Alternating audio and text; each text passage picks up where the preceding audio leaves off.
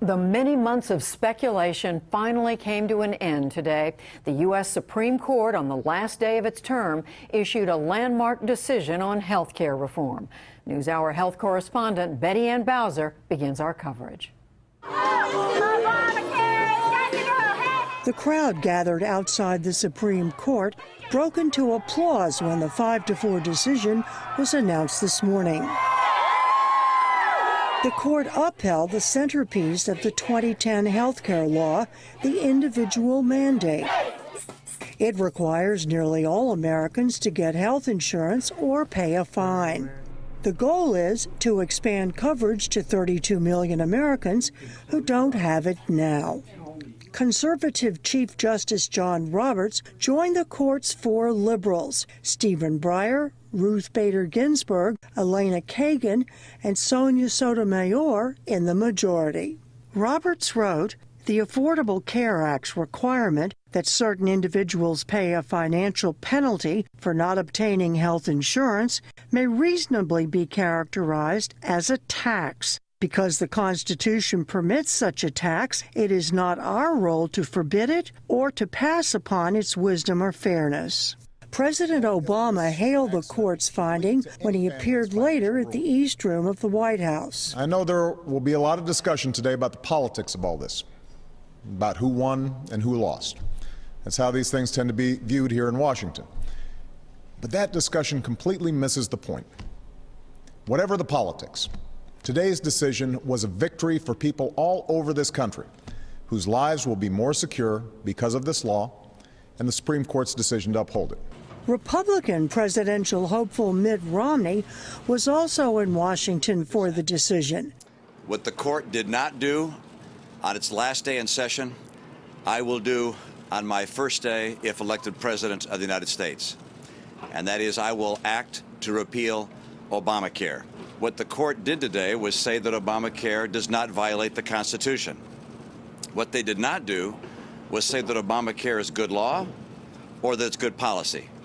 Today's decision was the result of lawsuits brought by Florida, 25 other states, the National Federation of Independent Business, and several individuals.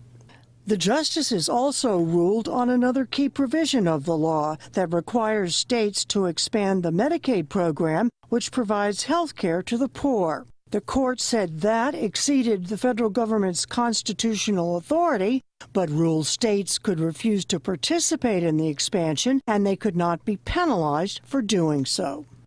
Marcia Coyle of the National Law Journal was in the courtroom this morning and, of course, is here with us tonight. Marcia, yes to the mandate, but not on the grounds that had been the focus of so much attention. Explain. That's right. 5 justices, the conservative justices this time, led by Chief Justice Roberts, did accept the opponent's argument that there is a line in terms of how Congress can legislate under the Commerce Clause. The Commerce Clause regulates interstate commerce, and Chief Justice Roberts said that presumes that there is activity to regulate. What the individual mandate did in terms of the Commerce Clause was attempted to regulate inactivity. Roberts said there are many things that people do not do, and if the court upheld Congress's power under the Commerce Clause, it would open a new and vast area of regulation. But he accepted that it could be done under the tax power. That's right, under Congress's power to tax and spend for the general welfare. All right, I want to pull up a graphic that shows a line from Chief Justice Roberts' opinion. He says, whether the mandate can be upheld under the Commerce Clause is a question about the scope of federal authority. Upholding the individual mandate under the taxing clause does not recognize any new federal power. It determines that Congress has used an existing one. How surprising was this that he went to that argument?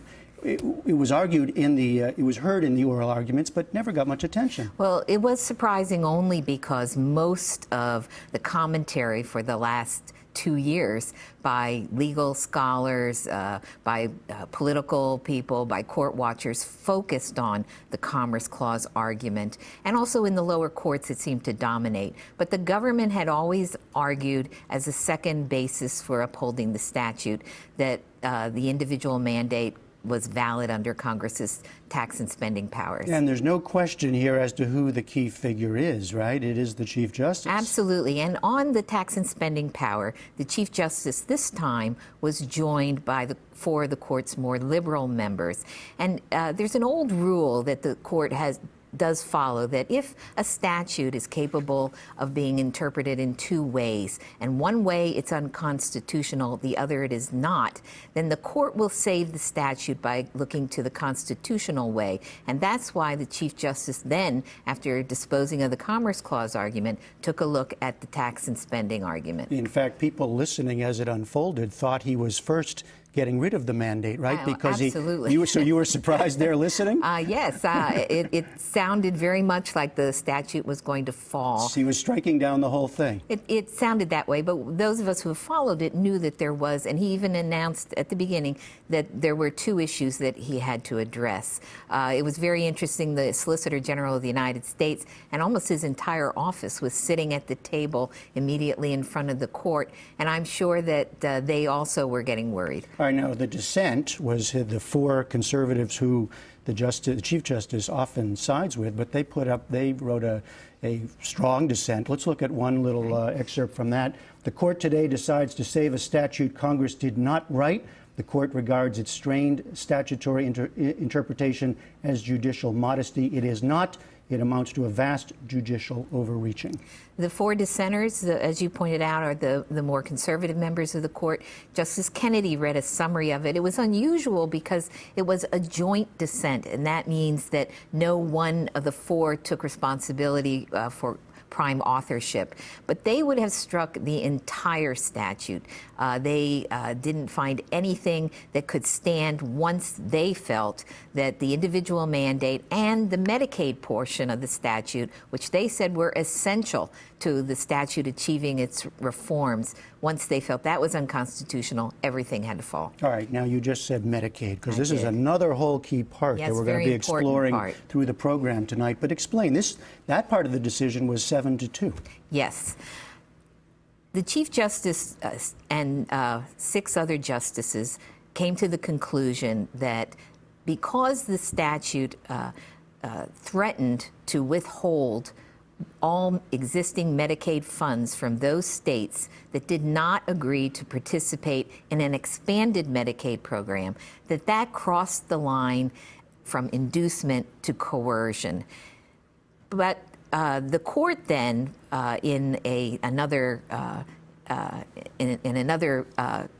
association of justices, saved that provision. It was a confusing day. It was. That's right. What the chief did then was to say, the program will not be struck down, but we will remove the threat, and that threat of withholding the existing funds. By removing the threat, it is now the choice of the states whether they want to participate or not. And we're going to go into that later in the program with Susan Denser. But I just want to ask you, this was so anticipated, right? What was it? What did it feel like sitting there in the courtroom today? Well, it was electric as soon as the buzzer went off that the court was coming through the red velvet curtains to take their seat. It was packed. Most of the justices' spouses were sitting in the guest section. Even retired Justice John Paul Stevens showed up. When the entire office of the Solicitor General came in, that also upped the electricity. Mm-hmm. There were visiting senators in the audience. The press section was filled to overflowing, even behind the pillars in the regular pews. So yes, it was quite electric. The justices, though, seemed very calm, and actually most of them seemed tired. Well, their work is done for this term, yes, it is. right? That's right. Marcia Coyle of the National Law Journal, thanks as always. My pleasure.